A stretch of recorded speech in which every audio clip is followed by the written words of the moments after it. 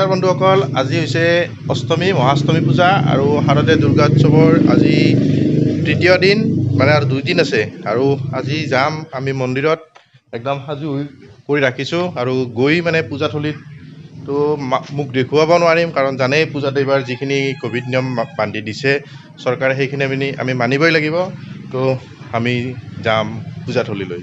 তো বলক পূজা চাবলৈ যাম। আৰু আপোনালোকে ক'ত ক'ত পূজা চালে জনাবচোন, কেনেকুৱা পালে এইবাৰ পূজা। আৰু আজি পূজাত যাম মহাষ্টমীত মাৰ লগত, আৰু যাই দেৱীৰ ওচৰত মানে আমাৰ লগতে মানে সকলোৰে দিনটো ভাল হওক, মানে কৰতা চৰতা একদম নোহোৱা হৈ যাওক, তাৰে প্ৰাৰ্থনা জনাম। তো বলক পূজা চাব যাম। আৰু যাব ৰাস্তাত কাক কাক লগ পাওঁ চব দেখা হ'ব, কিন্তু হয়তো মুখকেইখন ঢাকা ৰাখিব পাৰে। তো বলক।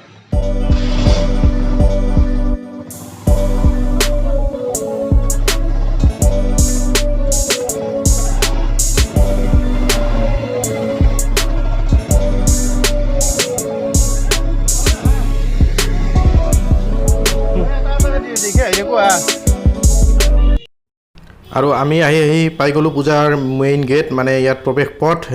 ইয়াৰে আমি পুৰুষসকল এই ৰাস্তাৰে প্ৰৱেশ কৰিম। ইয়াত সুন্দৰকৈ কৰি দিছে, পুৰুষৰ প্ৰৱেশ পথ বেলেগ, মহিলাৰ প্ৰৱেশ পথ বেলেগ, আৰু প্ৰস্থান আৰু ইয়াত সন্মুখতে এখন মাৰি দিছে।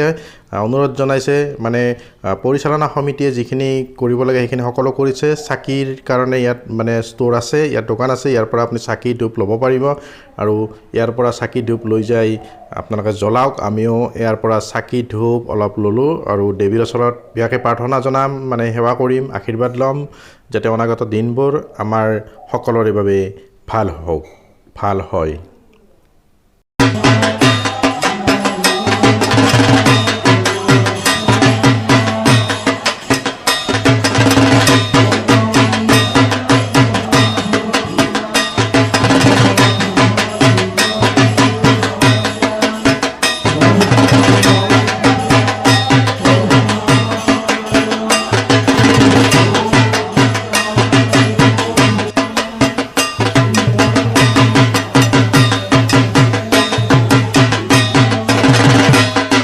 দুৰ্গাৰ 2 ভাগে থাকে, গণেশ, কাৰ্তিক, লক্ষ্মী, সৰস্বতী, আপোনালোক সকলোৱে জানেই বাৰু।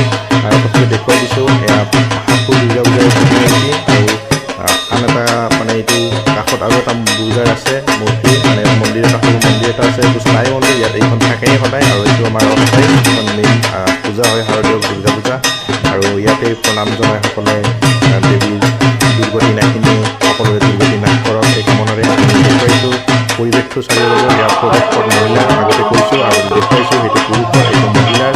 কিন্তু এতিয়া যথেষ্ট মানুহ যথেষ্ট কম ৰাতিপুৱাৰ ভিতৰত, গতিকে এতিয়া বাৰু কমিটিয়ে এনেকুৱা কৰি স্থিৰ কৰা নাই যে, কিন্তু অলপ পিছত যেতিয়া মানুহৰ ভিৰ বাঢ়িব, বেছি মানুহ হ'ব, তেতিয়া একদম স্থিৰ হৈ যাব, আৰু লাহে লাহে মানুহ আহিব বুলি কমিটিয়ে আশা কৰিছে, আৰু লাহে লাহে মানুহ নিশ্চয় আহিব। এতিয়া মানে সকলোৱে গা পা ধুই আজৰি হৈ আহি আছে, আৰু আহি আছে, আৰু আইতাসকলে ব্যস্ত, একদম সামাজিক দূৰত্ব মানি দুই আইতাই একেলগে মানে পূজাৰ এই পৰিৱেশটো উপভোগ কৰি আছে। আৰু ইয়াতে এই গছডালৰ গ'লে মানৱ মূৰ্তি আবেলি সময়ত থাকে, মানুহৰ মূৰ্তি, যি আমি কমিটিৰ লগত কথা পাতি গম পাইছিলোঁ। আৰু আজি পিছত আবেলি সময়ত ইয়াত চেষ্টা কৰিম।